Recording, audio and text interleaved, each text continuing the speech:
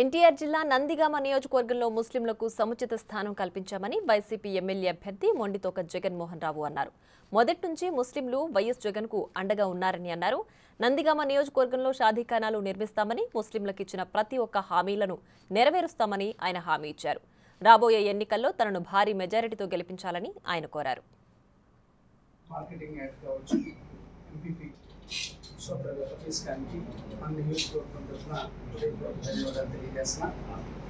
మన నియోజకవర్గంలో ముస్లిం మైనార్టీకి సముచిత స్థానం సంగతి తెలుసు.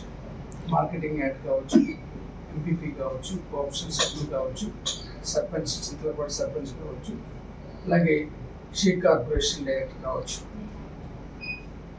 మొదటి నుంచి కూడా మైనార్టీలు వైఎస్ఆర్ కాంగ్రెస్ పార్టీకి అండగా ఉన్నారు.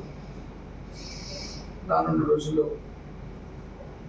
ఏవైతే ప్రామిస్లు ఉన్నాయో ముస్లిం మైనార్టీకి సంబంధించి షాదీఖానాలు లాంటివి ఖచ్చితంగా అవన్నీ నిర్మాణం జరుగుతాయి. ఎందుకంటే ఇప్పుడు ఈ మేనిఫెస్టోలో ప్రభుత్వం వాటిని ప్రయారిటీలోకి తీసుకుంది.